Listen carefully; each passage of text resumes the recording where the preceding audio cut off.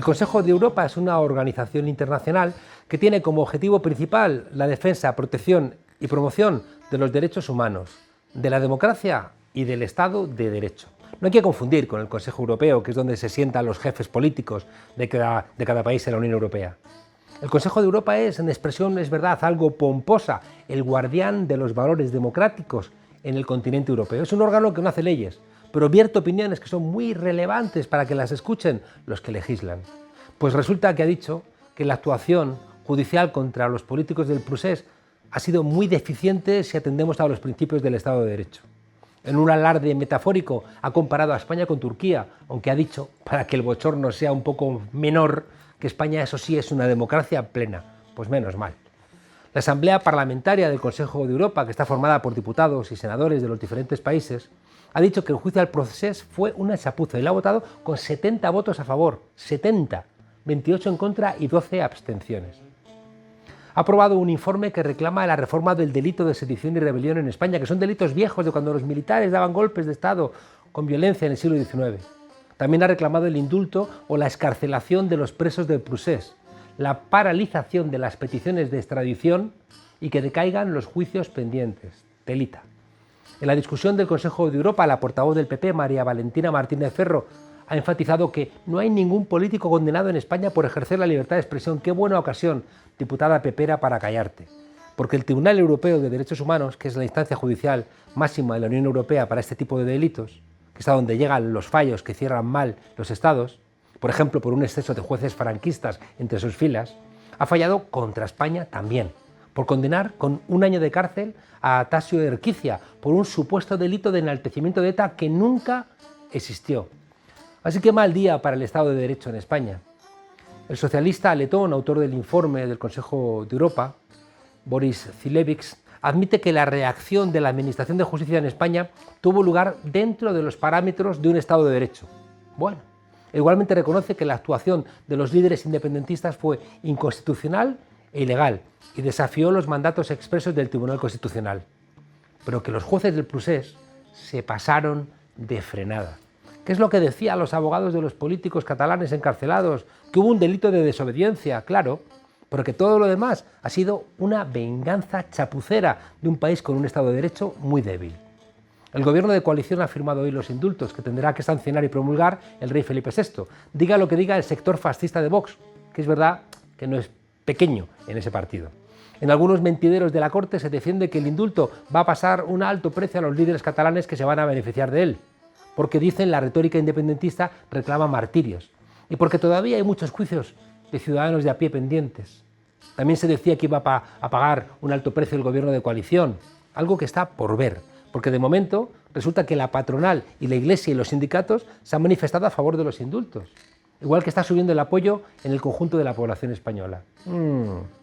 Los políticos indultados, claro, no podrán mirar a otro lado y saben que tienen que pelear por todos y cada uno de los castigados por el procés, lo dice el informe del Consejo de Europa. Y por eso nosotros venimos diciendo que los indultos son un primer paso. A quienes les parece un regalito el tema de los indultos, hay que recordarles que se han pasado en torno a 3 años en la cárcel. A veces nos envuelve un ánimo de torquemadas propio de la extrema derecha y cometemos el error de pensar que estar en la cárcel es como estar en el Caribe.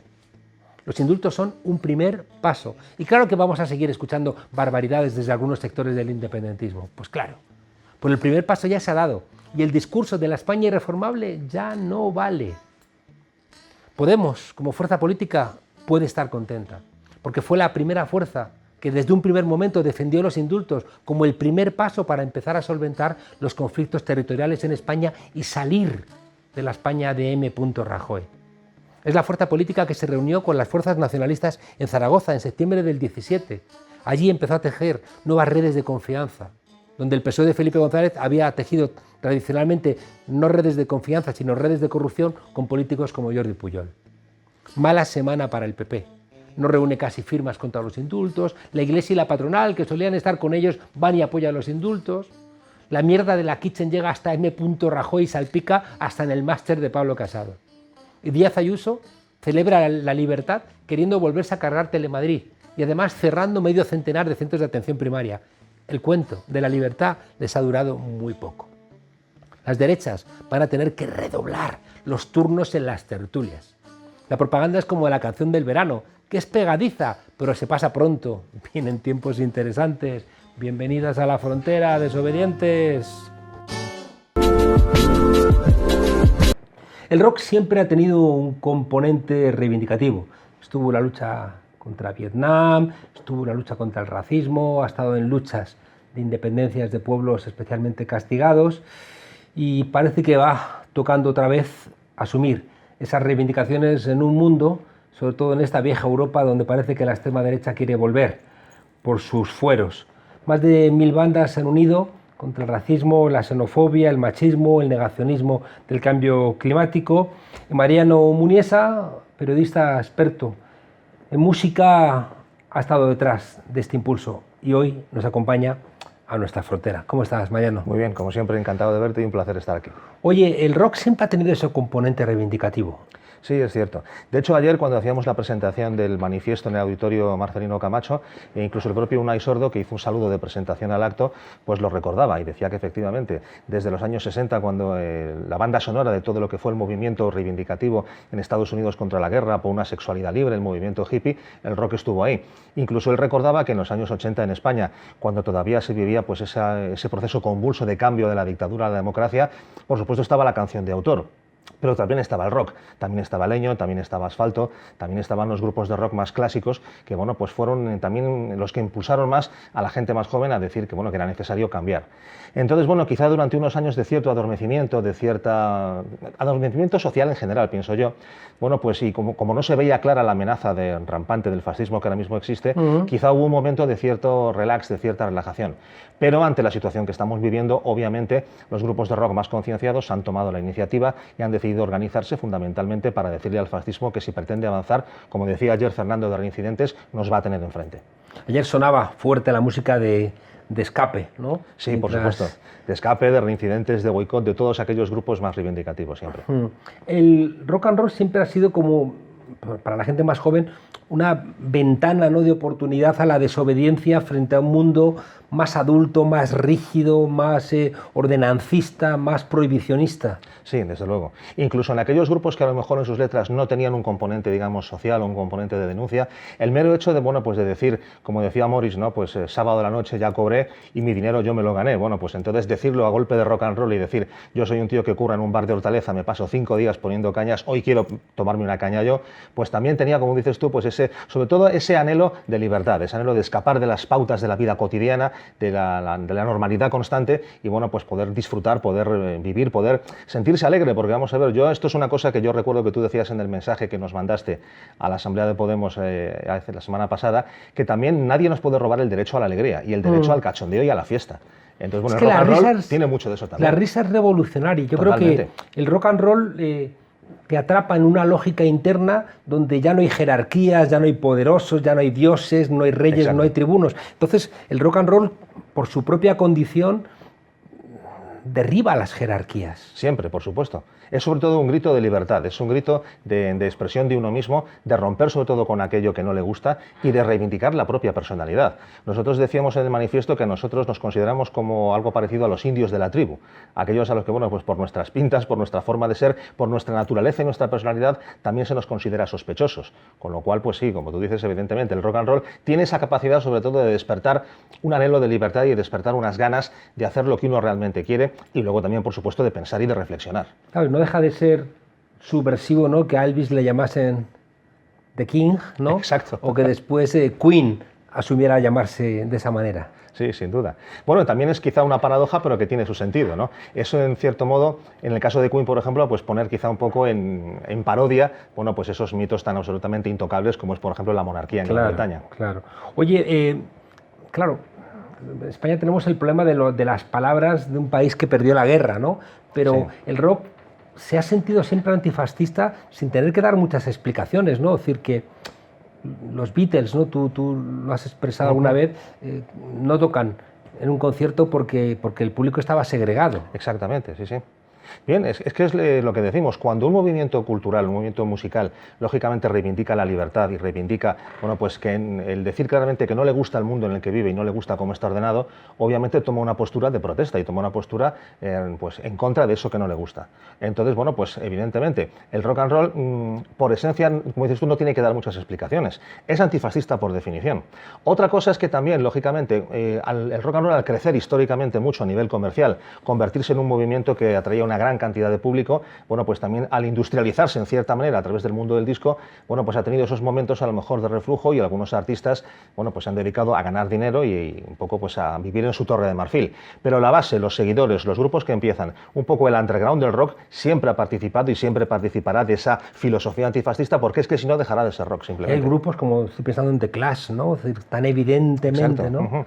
Y además grupos, por ejemplo, el caso que mencionas, que además llevaban eso a algo que es una actitud claramente antifascista, que es el mestizaje. Es decir, los Clash reivindicaron siempre el tipo de música jamaicana, el tipo de música de reggae unida con el rock que había en Inglaterra por fruto de la inmigración jamaicana y de la inmigración negra que llegaba allí.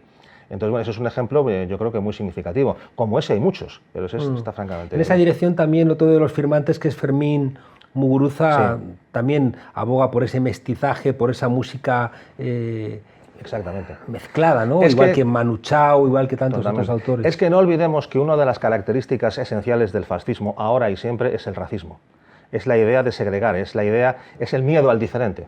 Entonces, claro, si nosotros somos antifascistas, tenemos que buscar integrar en nuestra cultura e integrar en nuestra música pues todo lo que nos viene de fuera, que nos aporta muchísimo, además, como cultura y como sociedad. Ayer, por ejemplo, pues uno de los invitados especiales a la presentación del acto fue Serín Envallé, y mucha gente se refirió a él como ejemplo de alguien que, siendo español, se le quiere echar de España, y bueno, y siendo una persona que ha luchado por los derechos de esa población inmigrante, por eso se le ataca y por eso se le considera un peligro. Pues no, el antifascismo que tiene que hacer, sobre todo en la música, integrar esa expresión cultural y bueno, pues favorecer, fomentar ese mestizaje que enriquece a la música y enriquece a la sociedad. Oye, grupos de América Latina, grupos de muchos lados, y todo esto nace a raíz de un tuit de Pablo Iglesias reivindicando una canción. Exactamente, de hecho la canción Nazis nunca más de Reincidentes, y entonces hay pues fundamentalmente a Óscar Sancho, cantante de Lujuria, con el que yo trabajo a menudo en nuestra emisora de radio, en Mariscal Rock, y con el que tengo una gran amistad, pues me comenta que se ha puesto en contacto con el propio Fernando de Reincidentes y les ha dicho: Pablo tiene razón, o sea, la alerta antifascista va en serio, tenemos que hacer algo, el mundo del rock tenemos que posicionarnos una vez más ante esta situación. Y a partir de ahí pues se va tirando de contactos, yo apoyo también, yo me sumo a la iniciativa inmediatamente, y bueno, pues se va haciendo una red, se va creando una bola que realmente pues ahora mismo son más de 1.300 grupos, queremos que sean muchos más, de muchos países, hay por supuesto del Estado español, pero hay de Argentina, de México, de Chile, de Cuba, de Rusia, Venezuela, Alemania, de muchísimos países, y además no solamente grupos de música, también queremos integrar a todo el sector musical, es decir, el manifiesto también lo firman agencias de management, asociaciones culturales, medios de comunicación, emisoras de radio y todos aquellos que forman parte del ámbito musical del rock que bueno, participan de esta filosofía. ¿El objetivo es crear una asociación cultural? Sí, evidentemente hacer un manifiesto simplemente por expresar públicamente nuestra posición tiene un valor, por supuesto, pero siempre hemos pensado que debería ser el primer paso de algo más. Y en eso conseguir además algo que yo sinceramente siempre me he quejado mucho de ello, que es que los músicos de rock han tenido muy poca capacidad de organización. Los músicos en general, pero los de rock en general, en particular, seguramente por las condiciones precarias que tienen y por el querer buscarse la vida todos los días como puedan, nunca han prestado mucha atención al hecho de que es necesario y es mucho más positivo trabajar colectivamente y trabajar coordinadamente, que no cada uno haga la guerra por su cuenta. Entonces, en torno a esta idea del antifascismo, creemos que puede ser un paso muy importante y muy positivo crear una asociación cultural que vaya expandiendo más estas ideas, que sirva de red de contacto y comunicación entre grupos y que bueno, pues expanda más este mensaje y conciencie a la sociedad de que el fascismo no puede volver a pasar nunca más. España tiene el problema de que la palabra antifascismo no se entiende como en Francia o en Alemania o en Italia, porque ellos pelearon contra el fascismo y lo derrotaron. Exacto. En cambio, en España el fascismo fue quien ganó la guerra y parece que la expresión antifascista aquí está más denigrada. Sí, sobre todo porque yo creo que interesadamente muchos medios han intentado equiparar antifascismo a actitudes en ocasiones muy extremistas, muy violentas incluso, en asociarlo a un movimiento marginal, a un movimiento bueno, pues que pretende estar fuera completamente de la sociedad y que incluso está en los límites de la delincuencia. Eso obviamente no es así. Nosotros hemos dicho, y yo te lo comentaba antes, que por ejemplo en Francia partidos conservadores y gente de la derecha, como tú decías, ni se plantea, vamos, ni en el peor de sus pesadillas, pactar con alguien como Le Pen o como la extrema derecha. Es que España ha sido durante mucho tiempo el único país de Europa donde podía ser demócrata sin ser antifascista. Exactamente, es así. Entonces, bueno, pues realmente nosotros creemos que hay que romper esa tergiversación, esa manipulación. Ser antifascista es simplemente es primero ser demócrata, lo fundamental, y por ello estar en contra de todas las actitudes que niegan la democracia como concepto, como es el machismo, es el racismo, es todo lo que compone, digamos, ese corpus ideológico. Entonces, lo que tenemos que hacer es romper esa asociación. Antifascismo es fundamentalmente democracia. Violencia, delincuencia, extremismo son otras cosas, pero no antifascismo. Ya. Hay también un riesgo, y es que la derecha está crecida y se cree con derecho a poner vetos a autores, a grupos que de repente les señalen a ellos precisamente por ser fascistas, claro, ¿no? Y eso puede hacer que haya gente que prefiera, ¿no?, quedarse al margen de este tipo de reivindicaciones, pensando que se deben a su público, ¿no?, como si estuvieran al margen de la propia sociedad en donde desarrollan su trabajo. Bueno, toda opción es respetable, por supuesto, pero nosotros no la compartimos. ¿Por qué? Porque esto es un viejo eslogan de la lucha antifascista, pero es una realidad. El fascismo no se puede negociar con él. Si no le combates, avanza. El fascismo avanza si no se le combate.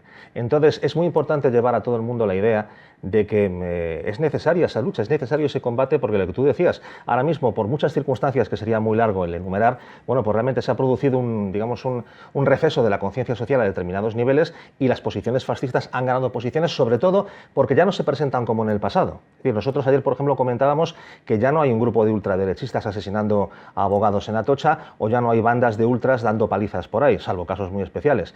Ahora el fascismo lo que utiliza es el discurso ideológico y el discurso del relato, y plantea una serie de teorías y sobre todo machaca una serie de mantras que, bueno, quizá por su simplicidad llegan a determinadas capas de la sociedad que no lo percibe como un peligro, no lo percibe como una amenaza, y realmente lo es.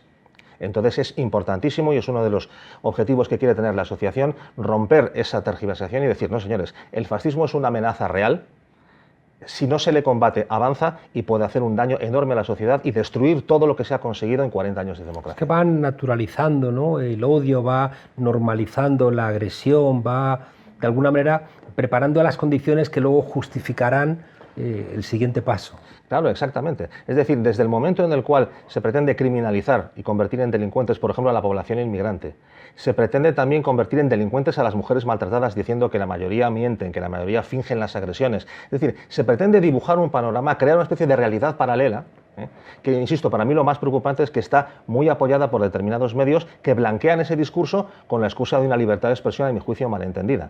Es decir, yo no creo que se pueda blanquear a un partido como Vox, no creo que se le pueda dar el espacio mediático que se le da con el mensaje que está lanzando, porque eso, sinceramente, pienso que hace un daño enorme, insisto, a todo lo que estamos intentando conseguir como sociedad desde hace muchos años. En el manifiesto reivindicáis los derechos de las mujeres, el feminismo.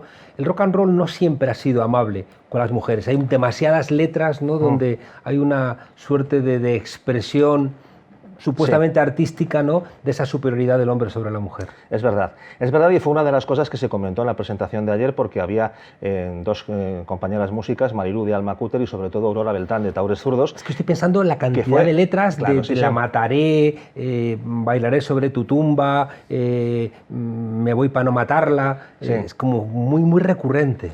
Sí, por desgracia ha sido así, no solamente en el rock. O sea, quiero decir, esas letras machistas o esas letras que ponían un poco el foco en la predominancia del hombre sobre la mujer, existían en el rock, pero reflejaban también una situación social que estaba muy extendida, ¿no? No es privativo del rock nada más, aunque sí que es cierto que yo siempre he hecho un poco el siguiente análisis. No olvidemos que uno de los elementos más represivos que tenía el franquismo en España era el ataque a la libertad sexual. Y era el hecho de no poder salir con una chica y que, bueno, pues estuviese mal visto, tenías que esconderte en un portal para darte un beso con tu novia. Había una represión sexual muy grande. Entonces, cuando llega la democracia y eso se libera y se recupera la libertad sexual como un valor importante y se abre digamos, la sociedad a practicar el sexo libremente, el problema es que se hace en una sola dirección, que es en la dirección heteropatriarcal. Es decir, en el hecho de que, bueno, se disfruta del sexo, pero simplemente, digamos, con el hombre como actor principal y como el hombre que domina. no hubo una educación sexual, no ha habido una educación sexual que ponga en el mismo plano a hombres y a mujeres y que combata pues esos estereotipos y sobre todo esas actitudes de dominación del hombre sobre la mujer que en efecto se han traducido en muchas letras. Y ayer, por ejemplo, Aurora Beltrán decía que también se han traducido incluso en el trato ya personal que los músicos daban a las mujeres músicas. Que una frase muy recurrente es la de: caramba, qué bien lo haces, oye, tocas como si fueras un hombre. ¿A qué viene esa estupidez? ¿No? Gerentes de salas de monólogos de humor donde consideran también que las mujeres no están a la altura de los hombres, ¿no? Hay un debate hoy al respecto. Lo he conocido. Terrible. Durante la transición, unos decían muevo la pierna, muevo el pie, muevo la tibia y el peroné, y otros estaban haciendo reivindicación también, ¿no? De esa democracia recién ganada. Parece que la idea de la movida, ¿no? Solamente quería fijarse en la frivolidad. Esa misma frivolidad se trasladó después a una parte del mundo homosexual, ¿no? Que parece que la homosexualidad era solamente una fiesta, se olvidaban de la parte reivindicativa. Exacto. Y ahora ha regresado otra vez, ¿no? La extrema derecha señalando al mundo homosexual, que no tiene... no puede olvidarse, ¿no? de toda la lucha que ha tenido ese colectivo, porque es que, aparte de que no hace justicia a toda la gente que ha luchado por conseguir esos derechos, lo puede volver a perder, ¿no? Entonces esa idea de que puedo ser homosexual y de extrema derecha, pues no te estás enterando de nada. Por supuesto que no. Yo creo que ahí sucede una cosa. Vamos a ver, la movida madrileña fue un movimiento muy sano y muy rico culturalmente. Yo creo que sobre todo tuvo una traducción magnífica en las artes plásticas, en el cine de Almodóvar, pero yo creo que desde los medios de comunicación interesadamente se resaltó exclusivamente lo que dices tú, lo frívolo, aquello que no contenía ningún tipo de crítica o que no contenía ningún tipo de posicionamiento frente al sistema, porque sobre todo cuando llega el PSOE al poder lo que quiere básicamente es calmar la reivindicación, en tanto en cuanto ellos dicen: nosotros de izquierda hemos llegado ya al poder, entonces ya no hay por qué protestar sobre nada más, ya no hay más problemas. Luego todos sabemos lo que hizo el PSOE, ¿no? Entonces, efectivamente, tú yo creo que lo explicas muy bien. Se pretende vender una versión de la movida descafeinada, vacía de contenido, en la cual solamente existe diversión, fiesta y frivolidad, pero obviamente se ignora deliberadamente a toda esa música que tenía un componente de reivindicación y que además estuvo en la calle y estuvo en las luchas incluso con el PSOE en la época, digamos, de la UCD, luchando contra la OTAN, luchando por la libertad, ¿no? Pero claro, ¿qué ocurre? Que luego cuando el PSOE llega al poder, acapara el poder y ya esclarece su propia cultura. A mí me parece incluso muy significativo el caso de alguien como Miguel Bosé, que fue un adalid del socialismo, que el PSOE le colmó de prebendas, le dio programas en televisión, le apoyó enormemente, y hoy, fijaros, es el caso de quien muerde la mano que le dio de comer, ¿no? Y que entra en unas posturas absolutamente delirantes y absurdas, ¿no? Ya. En fin, que el rock siga reclamando, ¿no? Esta posibilidad de protesta, esta posibilidad... Siempre lo hará. ¿Ha afirmado todo el mundo que le habéis presentado el documento? No, en algunos casos, sinceramente, nos hemos llevado alguna que otra sorpresa. En otros, bueno, se nos ha explicado las razones por las cuales al principio de momento no querían participar, pero tengo que decir que han sido los mínimos casos. La verdad es que en general a toda la gente a la que se le ha propuesto, como yo pienso que no podía ser de otra forma, ha acogido muy favorablemente la idea y nos ha prestado su apoyo incondicional. Es que si no, volverán otra vez a estar los policías, ¿no?, en los conciertos, viendo a ver qué cantas y qué no cantas. Mariano Muniesa, experto en periodismo musical, llevas, ¿no?, el espacio de Mariscal Rock, ¿no? Sí, Rockstar, el programa de radio, ¿no? Sí. Que lleva muchísimo tiempo. Gracias por el esfuerzo, saluda a los compañeros y nos vemos en las salas. Por supuesto que sí, gracias a ti. Hasta pronto.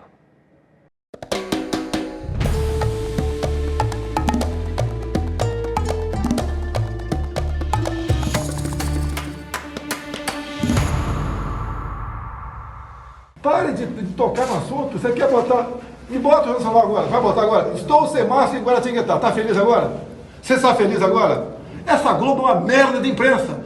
Vocês são uma porcaria de imprensa. Vocês são uns... Cala a boca. Vocês são canalhas. Vocês fazem jornalismo canalha. Vocês fazem canalha, que não ajudam em nada. Vocês não ajudam em nada. Você destrói a família brasileira. Destrói a religião brasileira. Jair Bolsonaro en estado puro. Un vídeo que explica a la perfección por qué Brasil ha superado los 500.000 muertos y la gripeciña. Un negacionismo absurdo que expresa muchas cosas de lo que ha significado el gobierno de Bolsonaro y que está teniendo una enorme respuesta. Y para que nos cuente la situación en Brasil, en ese continente, dentro del continente latinoamericano, contactamos con nuestro corresponsal en América Latina, el director de Nodal, Pedro Breguer. Pedro, ¿cómo estás? Un saludo. ¿Qué tal, Juan Carlos? Un gusto conversar contigo y sí, una situación realmente muy grave la de Brasil. La situación social y la situación sanitaria, bueno, entrando en una nueva ola imprevisible. Sí, porque ya hay 500.000 personas que fallecieron a raíz del coronavirus. Hay que tomar en cuenta que cada persona que fallece, Juan Carlos, implica unas 10 personas aproximadamente de su entorno más cercano. Esto da 5 millones de personas afectadas directamente por la pandemia en un país que representa un 3% aproximadamente de la población mundial y tienen una cuarta parte de las personas fallecidas a raíz de la pandemia y como bien dijiste, aparece una tercera ola que no se puede prevenir porque justamente hay un presidente que no la puede prevenir. Ya. Además, las desigualdades en aumento. Sí, efectivamente, a pesar de que Bolsonaro todo el tiempo trata de mostrar con sus economistas liberales que se viene creando más y más empleo, esto es falso, esto es el viejo teorema de que hay más gente buscando trabajo, por eso las estadísticas dicen que se está generando más empleo. No, esto es falso, efectivamente Brasil tiene altos niveles de pobreza que se acrecentaron en los últimos años. Las manifestaciones del 19 de junio tienen un especial significado. ¿Por qué? Bueno, en primer lugar porque fueron en muchísimas ciudades, casi 400 ciudades, en todas las capitales. Brasil tiene 27 estados en todas las capitales y la convocatoria fue mucho más amplia que la anterior del 29 de mayo, diversidad de consignas, la cantidad de partidos políticos. Ya no es solamente el partido de los trabajadores el que sale a las calles. Creo que hay una alianza muy grande alrededor de la consigna Fora Bolsonaro. Claro, esa campaña de Fuera Bolsonaro ha reunido a gente que antes cada uno iba por su lado, ¿no? Sí, porque hay que tomar en cuenta que en Brasil Bolsonaro fue un emergente de la lucha en contra del Partido de los Trabajadores y hay muchas personas como el conocido ex sociólogo, bueno, sociólogo no ex, sino expresidente de Brasil, Fernando Henrique Cardoso, se encontró con Lula da Silva unas semanas atrás para articular un frente que algunos denominan un frente antifascista, que vendría a ser un frente anti-Bolsonaro. Hmm. Eh, a un año de las elecciones presidenciales. Exactamente, en octubre del año que viene hay elecciones, ya es prácticamente el único tema que se habla en Brasil. Bueno, ¿qué pasará frente a las elecciones en un país que desde 1989, cuando se hizo la primera elección después de la dictadura, siempre ha tenido polarización política en la arena electoral? Las terceras opciones siempre fracasaron, por eso se piensa en una segunda vuelta entre Bolsonaro y Lula da Silva. Lula ha recuperado todos sus derechos políticos. ¿Qué está pensando? Justamente en aglutinar más sectores detrás de él, porque, como te decía, al no haber tradición de terceras fuerzas con éxito, si otras personas pensaban lanzarse como candidatas para las elecciones del 2022, se dan cuenta que Lula es la única persona que hoy puede aglutinar, por lo menos a sectores importantísimos de la oposición. Hay una cierta locura en la derecha, no latinoamericana, en la derecha mundial. No estoy pensando, ¿no?, en un Vargas Llosa apoyando a Keiko Fujimori para que no fuera elegido Pedro Castillo, o gente apoyando a un tipo como Bolsonaro que dice que es mejor contagiarse que vacunarse. Sí, es verdad. Este pensamiento, hiciste bien en mencionar a Mario Vargas Llosa, porque además está articulado con algunos grupos de extrema derecha, principalmente Vox, en el Reino de España. Hay un pensamiento iberoamericano que sostiene a las extremas derechas que en algunos países tienen lugar, como en el caso de Keiko Fujimori, y que ven al gran enemigo como la izquierda que sigue creciendo en la región.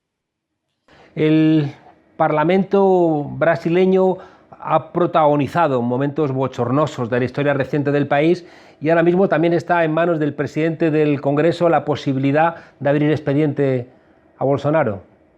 Sí, por eso veo difícil un juicio político, como lo llaman en Brasil, un impeachment en contra de Bolsonaro por la responsabilidad o la denuncia de genocidio por toda su negación del COVID-19, o como lo llamaba él, una gripecina, una pequeña gripe. Me parece que es muy difícil que esto logre avanzar en el Congreso, pero es parte de la campaña política fora Bolsonaro, también tratar de acorralarlo en el Congreso. Cuéntanos rápidamente, por cambiar de país, cómo está la situación en Perú. Todavía no hay un presidente formalmente electo. La Junta Nacional Electoral todavía no nombró a Pedro Castillo presidente. La estrategia, como lo venimos hablando en este programa de Keiko Fujimori, es presentar todos los días impugnaciones, estirar la situación para que no pueda asumir Pedro Castillo. La fecha clave para asumir es el 28 de julio. Ahora, primero habría que nombrarlo oficialmente presidente electo. Si no, no puede asumir, Juan Carlos. No es simplemente una formalidad, si no, no puede asumir, y por eso hay un movimiento que apoya a Keiko Fujimori que plantea ya mismo que hay que convocar a nuevas elecciones. Van a hacer lo imposible para que Pedro Castillo no asuma, o en caso de que asuma tan desgastado por todo este proceso de casi 2 meses de tira y afloje. ¿Y las instituciones peruanas no están dando la respuesta adecuada a ¿Cuántas veces hemos hablado de la crisis institucional en el Perú? Vale la pena recordarlo, Juan Carlos, cuando yo les decía una y otra vez, es el único país donde los últimos 5 presidentes electos por el voto popular fueron destituidos de alguna manera, pasados a juicio por temas de corrupción, la institucionalidad muy, muy frágil en el Perú, y esto, por supuesto, tampoco lo favorece a Castillo. Y de la OEA ni está ni se la espera. No, Luis Almagro justamente no se ha pronunciado en 2 semanas después de las elecciones sobre las elecciones en Perú. No ha dicho ni una palabra. Sin embargo, su gran campaña sigue siendo contra Cuba, contra Venezuela y ahora contra Nicaragua. Por eso la semana pasada trató de impulsar la suspensión de Nicaragua de la OEA. No lo logró, pero una sanción muy dura por parte de la OEA, e incluso México y la Argentina, que se abstuvieron en la votación, sacaron también un comunicado duro, hicieron un llamado a sus respectivos embajadores para consultas. La situación en Nicaragua es grave, no cabe la menor duda, pero me parece que hay una maniobra para tratar de que no hablemos ni de Perú ni de Colombia, donde todos los días se siguen asesinando dirigentes sociales y siguen asesinando las manifestaciones, Juan Carlos. Por eso siempre hay que mencionarlo. Es terrible, ¿no? Porque es verdad que en términos de geopolítica Nicaragua pertenece a un ámbito de emancipación, pero resulta complicado, ¿no?, entender detenciones, represiones o la falta de autocrítica frente a la represión que hubo en su momento con 300 personas, ¿no?, fallecidas en las manifestaciones. Es verdad, Juan Carlos, lo que decís, por eso gran parte de los sectores progresistas que en su momento apoyaron la revolución sandinista en contra de Somoza en 1979, y en España esto también fue importante en su momento, hoy en día tampoco apoyan a Daniel Ortega. Es que se puede denunciar el comportamiento injerencista de la OEA, se puede denunciar la más que segura y probada injerencia de los Estados Unidos para intentar derribar al régimen de Ortega, y sin embargo también ser crítico con el régimen de Ortega. Es un equilibrio complicado. Es muy complicado porque quien lleva la delantera, quien tiene mayor peso, sin lugar a dudas, es Estados Unidos y la OEA. De eso no cabe la menor duda. Bueno, como bien decías, no nos olvidamos de que en Colombia los amigos de los Estados Unidos están asesinando todos los días a estudiantes, a gente que simplemente reclama democracia. Pedro, muchas gracias, un saludo desde Madrid a tu Buenos Aires querido, y la semana que viene seguimos hablando. Un abrazo también para el Madrid, querido, ¿por qué no? Acaba de subir el Rayo Vallecano a Primera División en el fútbol, por supuesto, y andamos contentos. Un abrazo. Un abrazo.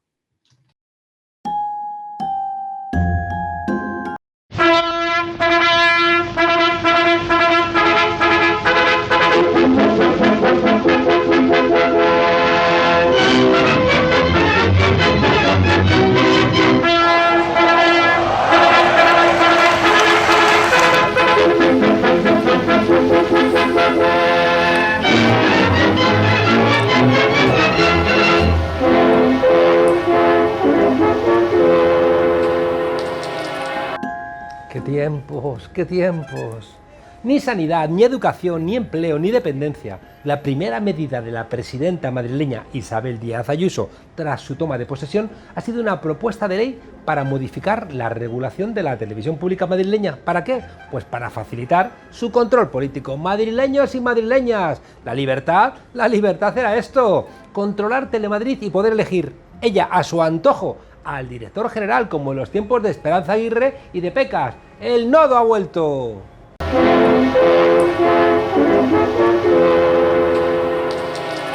A partir de ahora, una televisión como Dios manda, con sus misas, con sus desfiles, con su propaganda, con sus corridas, con sus desfilitos también de señoras con sus trapillos.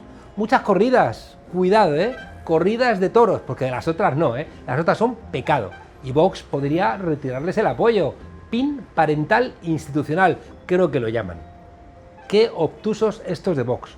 Querer cerrar Telemadrid cuando con el dinero de todos los contribuyentes puedes tener una teletienda electoral para uso y disfrute de la derecha más rancia. ¿Os imagináis cómo podría ser la parrilla de un canal dirigido por Ayuso, eso sí, con las películas de Franco de por medio? Pues de director de informativos, Javier Negre. Presentando los telediarios, no sé, alguien brillante como Kake Minuesa. Una aportación madrileña que junto con Alfonso Rojo sería la élite del periodismo mundial desde tierras madrileñas. Sus columnas de esta gente, pues es que se estudian en Harvard, que le pregunten a Casado, que tiene un máster. La programación podría comenzar con una salve rociera interpretada por José Manuel Soto. Terminaría a eso de las 12 con el himno de Pemán, cantado a capela por Bertín Osborne, con imágenes de Felipe VI, con Ayuso y la bandera de Colón. Tiembla 13 TV. Tus días como cadena menos vista están contados. Como no podía ser de otra forma, debido a la extrema gravedad del asunto, las prisas que no tuvieron con la pandemia, pues se están teniendo con Telemadrid. Y el plan es tramitar la nueva ley por lectura única para cortar los plazos. Venga, venga, que el objetivo es acabar con cualquier tipo de imparcialidad desde este mismo verano. ¿Qué es eso de que a una presidenta le puedan preguntar por la falta de médicos cuando se está hablando del Hospital Zendal? Eso se ha acabado. Quien quiera un canal de televisión, pues que gane unas elecciones. ¿Y la Asociación de la Prensa de Madrid no dice nada a quien debiera velar contra estos abusos? No, no. Me olvidaba que ellos solamente defienden la libertad de expresión cuando se trata de dar un palito a la izquierda. Victoria Prego es al periodismo, no sé, lo que el DDT al oxígeno. ¿Y mi amiga Ana Rosa Quintana? ¿No piensa salir en defensa del gremio, ella que es su santa patrona? Dime qué programas te compra Telemadrid y te diré por dónde vas a orientarte. Telemadrid, que había subido de audiencia en los últimos tiempos, regresando a la etapa de Esperanza Aguirre y el inefable Germán Terç. ¡Qué noches brillantes de brillitos! En fin, que esto es lo que se ha votado el 4 de mayo y no queda otra que cambiar de canal, porque lo que estáis pensando en cambiar el voto, eso ya es imposible, Cambiar el voto, no, cambias el canal. En fin, hasta mañana, desobedientes. ¡Ay!